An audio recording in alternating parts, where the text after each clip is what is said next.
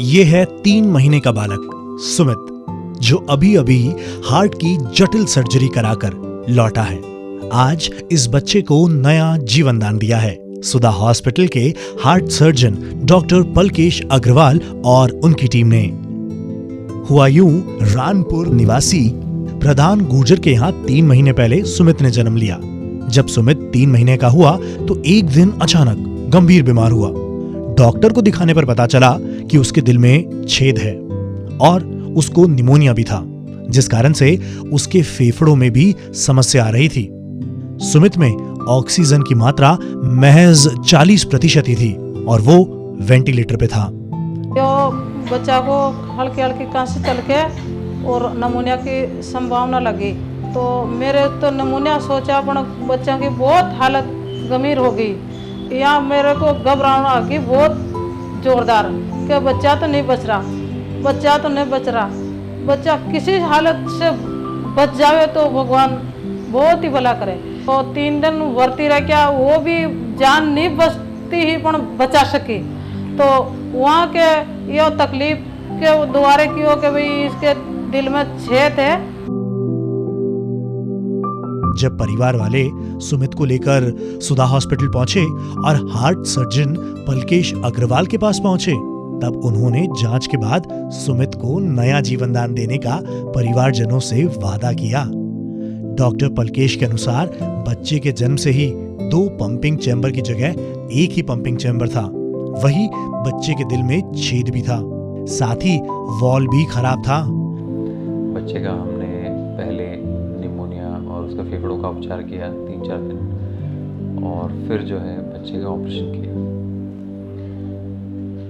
बच्चे को जो बीमारी थी उसमें सामान्यतः 2 पंपिंग चेम्बर होते हैं सबके, लेकिन बच्चे को सिर्फ एक ही पंपिंग चेम्बर डेवलप था, और जिसकी वजह से उसके शरीर में बहुत ज़्यादा नीला खून जो है प्रभावित हो रहा था, यानी कि उसके शरीर के खून की ऑक्सीजन की लेवल बहुत कम थी। नॉर्मल बच्चे का ऑक्सीजन का लेवल 95% के ऊपर होता है, उसका लेवल जो है 40% के आसपास था। तो फिर उसका हमने ऑपरेशन किया। ऑपरेशन करते ही अगले ही दिन उसके ऑक्सीजन का लेवल जो है 80% पहुँच गया, और 2-3 दिन बाद उसकी ऑक्सीजन भी हट गई और वो सामान्य तरीके से सांस ले रहा था, और उसका लेवल जो है 80% के ऊपर पहुंच गया ऑक्सीजन का लेवल, और करीब 6 दिन में बच्चे की छुट्टी भी हो गई।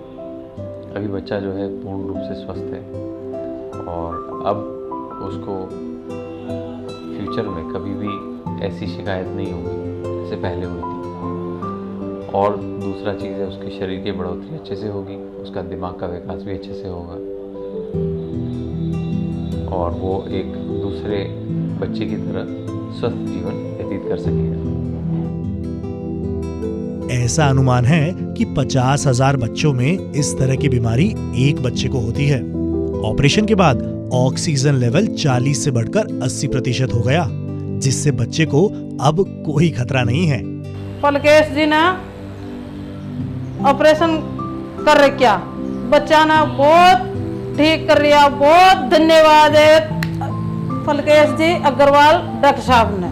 ऑपरेशन के दौरान doctor Purushottam Mittal, doctor M.K. Gupta, doctor Varun Chhabra, doctor Praveen Kothari मौजूद रहे। बच्चे की उम्र कम थी और काफ़ी नीला था, और इसलिए जान का खतरा काफ़ी रहता उसके अंदर। फिर अब जब हमने प्रोसीजर किया, जिसको बीडी क्लैन बोलते हैं, उसमें हमने जो ऊपर के शरीर के ऊपरी भाग से गंदा खून लेकर आती है, उसको हमने हटा के सीधा फेफड़े की जो नस होती है उस पर जोड़ा, ताकि उसमें प्योर होके ब्लड ऑक्सीजनेटेड होके जो चैम्बर में मिक्स हो रहा है उसमें जाए, ज़्यादा ऑक्सीजनेशन होके मिक्स होके जाए। उसके ऑपरेशन के बाद बच्चे में काफ़ी सुधार आया, इस वजह से उसका ऑक्सीजनेशन लेवल करीब 80% तक बढ़ गया, जो अभी उसके लिए बढ़ती उम्र के लिए जो उसके लिए काफ़ी हेल्पफुल सिद्ध होगा। खास बात यह है कि सुमित का ऑपरेशन भामाशाह योजना के तहत निःशुल्क किया गया। उसके बाद हम सुधा में आए, वहाँ आते पलकेश जी से अग्रवाल से मिले, उन्होंने बोला हो जाएगा ऑपरेशन। उन्होंने ऑपरेशन किया, ऑपरेशन सक्सेस हुआ और हमारा बच्चा बहुत सही है।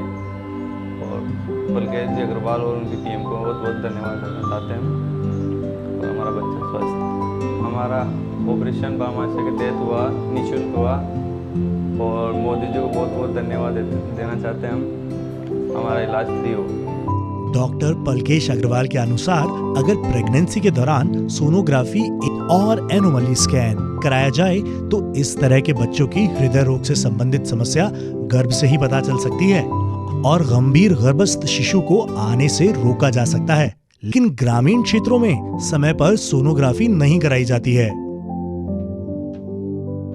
तो इसको पहले पता करने के लिए हर माँ को 15 से 20 हफ्ते की बच्चे की आयु पे, जब बच्चा पेट में होता है, तब एनोमली स्कैन कराना चाहिए, जिससे कि ये चीज़ें पता लगे और जो अच्छे बच्चे हैं उसी की प्रेगनेंसी आगे कंटिन्यू हो।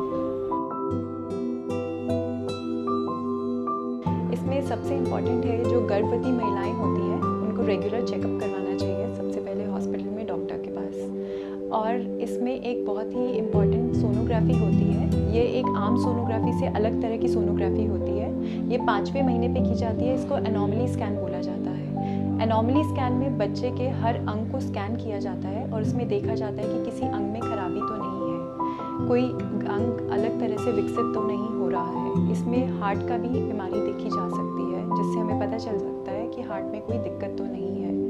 अगर इसमें कोई दिक्कत आती है तो हम बच्चे का फीटल इको करते हैं।